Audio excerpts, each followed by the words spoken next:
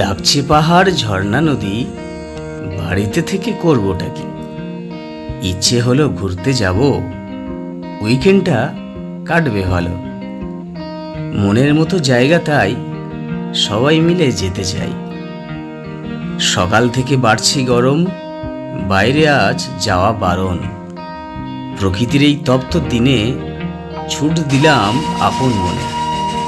ছোট বড় সবার প্রিয় শৈল শহর দার্জিলিংয়ে। বন্ধুরা, 2024-এর মে মাসের শেষ কয়েক সপ্তাহ এক অসহনীয় তাপপ্রবাহে কাটাচ্ছিলাম আমরা। তাই হঠাৎই ঠিক করলাম কয়েকটা দিন পাহাড়ে গিয়ে কিছুটা স্বস্তির নিঃশ্বাস ফেলব। তাই কলকাতা থেকে কাছের মনোরম ও স্নিগ্ধ শৈল শহর বলতে দার্জিলিংয়ের কথা সবার প্রথমে মনে এলো।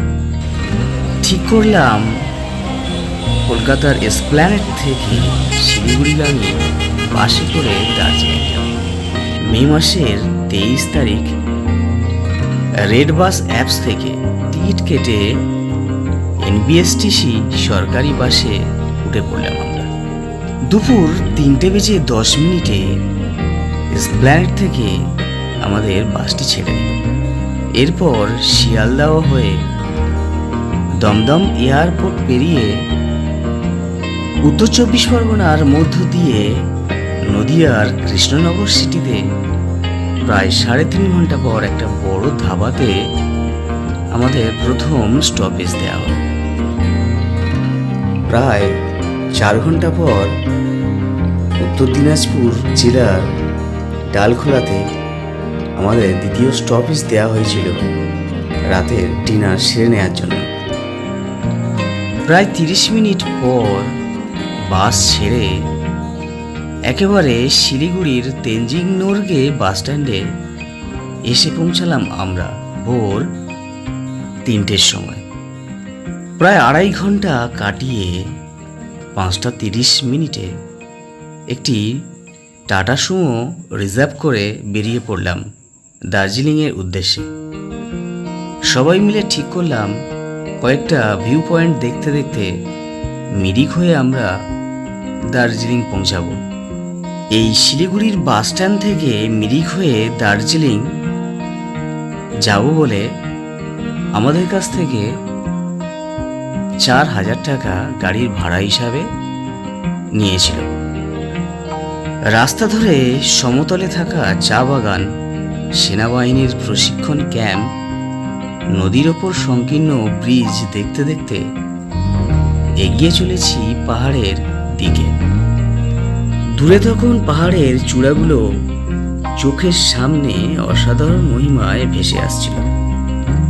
সকালের পরিষ্কার ও শান্ত আবহাওয়ার মধ্য দিয়ে কোনো রকম যানজট ছাড়াই রাস্তার দুপাশে থাকা ফুল ও ফলের গাছগুলোর সৌন্দর্য উপভোগ করতে করতে এগিয়ে চলেছি আমরা। প্রত্যেক দিনের ব্যস্ততা, কাজের চাপ, একঘেয়েমি জীবনের গ্লানি জুড়িয়ে যাচ্ছে পাহাড়ে ওঠার সময় সেখানে থাকা চা বাগান, ঘর বাড়ি, সবুজের এই সমারোহ দেখতে দেখতে।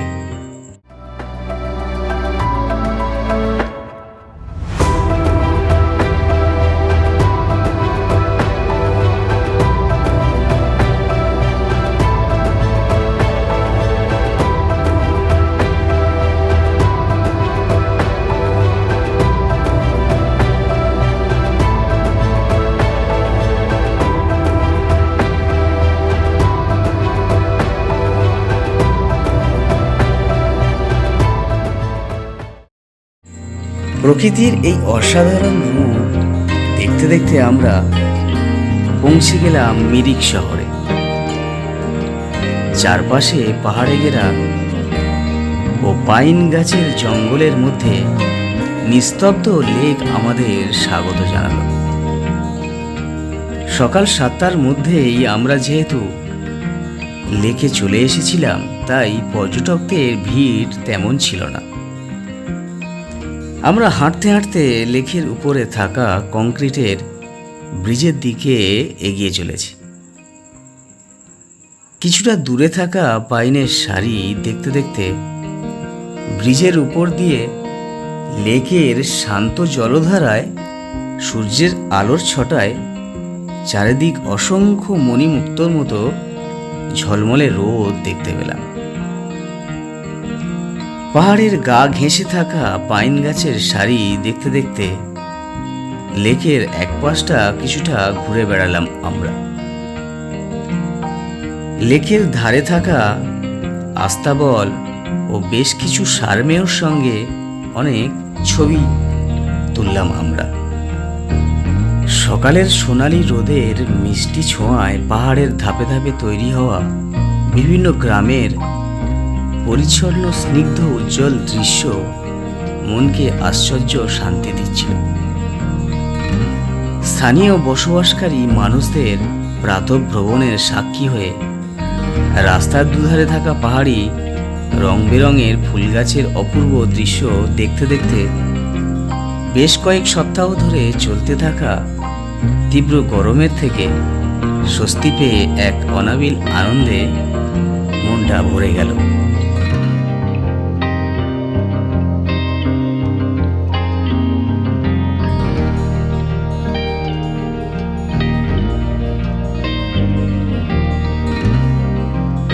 মিরিক লেক দেখার পর 4-5 কিলোমিটার রাস্তা আমাদের প্রতিবেশী দেশ নেপালের মধ্যে দিয়ে গাড়ি এগিয়ে চলেছে। ড্রাইভার দাদা তা জানিয়ে দিলেন। কিছুক্ষণ যাওয়ার পর আমরা চলে এলাম পশুপতি ফটকে।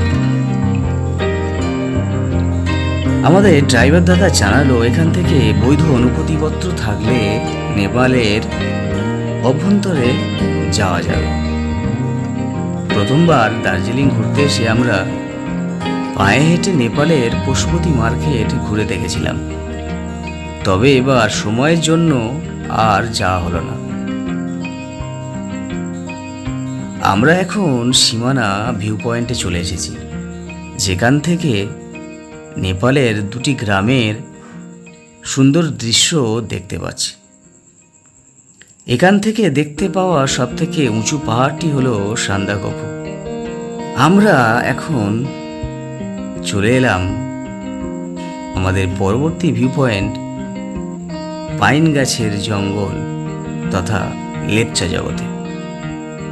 এখানে এন্ট্রি ফিস দিয়ে পাহাড়ের ধাপে ধাপে থাকা পাইনের অসাধারণ দৃশ্য আপনাদের চোখে জুড়িয়ে দেবে। স্থানীয় যে সকল মানুষ এইখানে বসবাস করে তারা লেপচা গোষ্ঠীর অন্তর্গত, তাই এই জায়গা পর্যটকদের কাছে লেপচা জগৎ নামেও পরিচিত।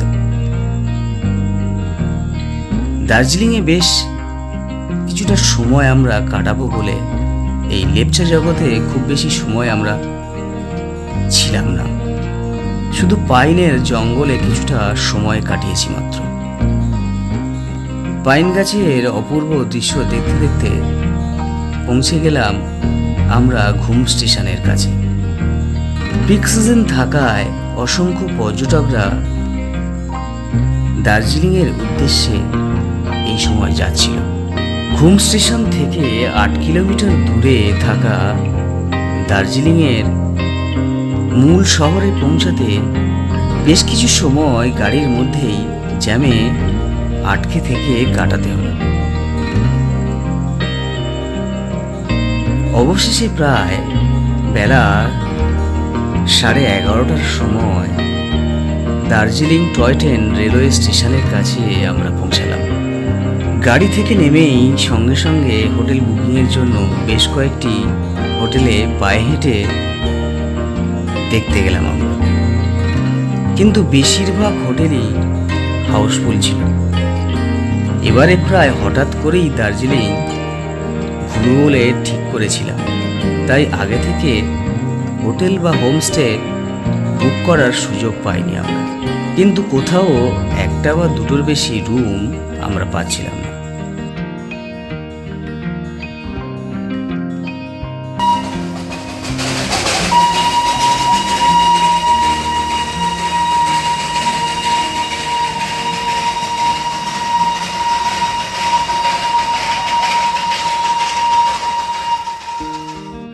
বন্ধুরা, আমরা যেখানে ছিলাম সেই হেরিটেজ হিলচাম বাংলো বাড়িটা কেমন তা একটু আপনাদের দেখিয়ে দিচ্ছি।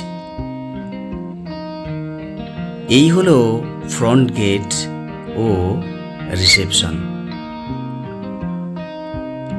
এটি হলো ডাবল বেডের রুম ও সঙ্গে অ্যাটাচ টয়লেট।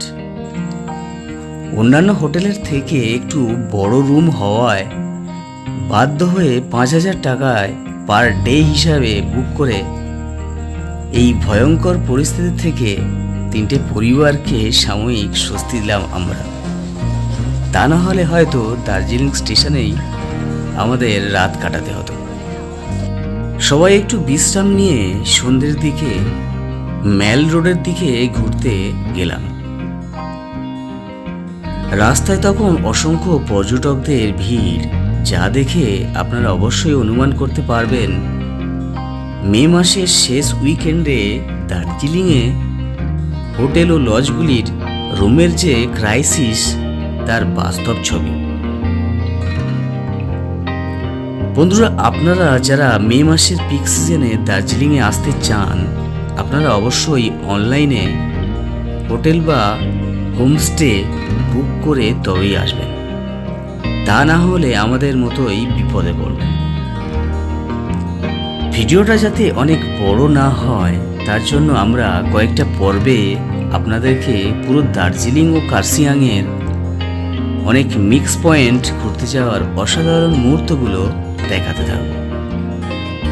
পরবর্তী ভিডিওতে আমরা হিমালয়ান মাউন্টেনারিং ইনস্টিটিউট ও zoological garden, Gombu rock, Gopaldhara tea estate, rock garden, orange valley tea garden প্রভৃতি মিক্স পয়েন্টগুলো আপনাদেরকে দেখাতে থাকব। আপনারা অবশ্যই সেই ভিডিওগুলো দেখতে ভুলবেন না। সবাই ভালো থাকবেন, সকলকে ভালো রাখবেন। আমাদের ভিডিওটি ভালো লাগলে অবশ্যই আমাদের চ্যানেলটি সাবস্ক্রাইব করতে ভুলবেন না। ভিডিওর ডেসক্রিপশানে আমরা বেশ কয়েকটা হোটেল ও গাড়ির নাম্বার দিয়ে দিলাম। আশা করি আপনাদের দার্জিলিং যাওয়ার ক্ষেত্রে কাজে লাগবে। যদি কোনো কমেন্ট থাকে, কমেন্ট বক্সে আপনারা অবশ্যই কমেন্ট করতে পারেন।